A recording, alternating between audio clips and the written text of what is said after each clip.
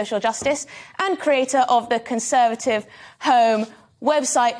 It's not looking great for the Tories, is it? And it doesn't look like Liz Truss and Rishi Sunak are going to turn that around. What do you make of that polling? Well, the polling is certainly very bleak, Emily, for the Conservative Party.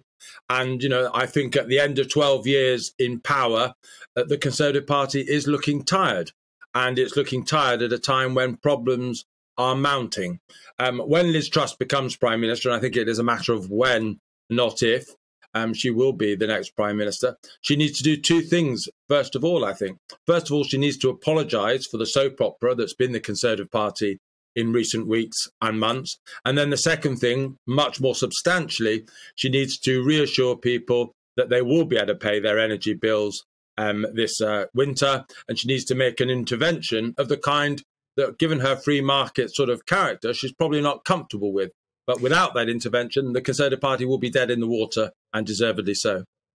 Yes, Tim, we just had to cut off an interview with Malcolm Grimston, who is an energy expert, who was just talking to us about the rise in energy bills. I was listening to the hustings last night. I can't remember exactly where it was located, but I was listening to what Liz was talking about. She was talking about the supply side mostly. How do we boost supply? But of course, that takes a little bit of time. It takes a while to get oil and gas out of the sea. It takes a while to get fracking going, and it takes a long time to get nuclear plants going, as we know.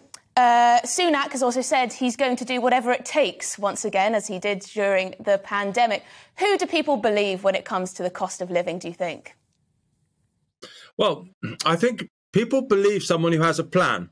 And Keir Starmer proposed a plan a couple of weeks ago, the Labour leader, and it had all sorts of holes in.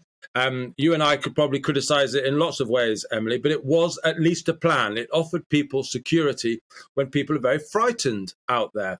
And so I think the Conservative Party needs to come forward with a plan, any plan, almost at the moment, urgently. And while I agree with Liz Truss, for example, on what you just said, we need new energy supply. We need more nuclear power. We need to frack. We need more gas-fired and even potentially coal-fired power in an emergency backup. But just for the moment, none of, or very few of those emergency new forms of supply will come online for some time, perhaps years, certainly in the case of nuclear power. At the moment, people just need to know that they can pay their bills. And so it's actually helping people on the demand side is the real urgency. Yes, and it's also frustrating because, as we're reminded a lot, the government have been in power for 12 years now, and you would have thought that security and affordability of supply would have been, in the top three priorities, you'd hope, for a government to keep the lights on. But Tim, now, I know you're not Boris Johnson's biggest fan. You never were, I don't think. But is there a little bit of seller's remorse when we see the final two up there? I've been looking at the news, of course, and apparently 8,700 Tory party members have now signed a petition demanding a members' vote on whether to accept Boris Johnson's resignation. Is that meaningful, or does that not really make a difference at all? I don't think it does make a difference, to be honest. And actually, Emily, to be fair, I was a big fan of Boris Johnson, and I worked for him briefly when he was in Number 10.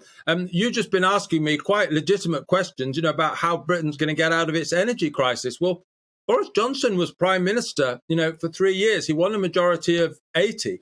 He didn't really start to act on energy policy until very late in the day when the problems were evident. Actually, you could argue that some of his policies on net zero and climate change have actually contributed to the problems that we currently face. And I think Liz Truss' argument of temporarily sort of suspending the green levy is part of her response to the problems that Boris Johnson got us into. And look, we're all going to miss Boris Johnson's showmanship. We're all going to, miss his chutzpah, but taxes rose under his, watch. And we've had the Channel Crossings fiasco continue under his watch. We've had the energy crisis. I could go on. Although he was a good entertainer, actually the problems that are mounting across this nation all took place under his watch. And I think if he had persisted in power, I think there wouldn't have been much happiness. And at least with a new leader, a new Prime Minister, we do have an opportunity for a fresh start. But yes, a daunting inbox for that new Prime Minister.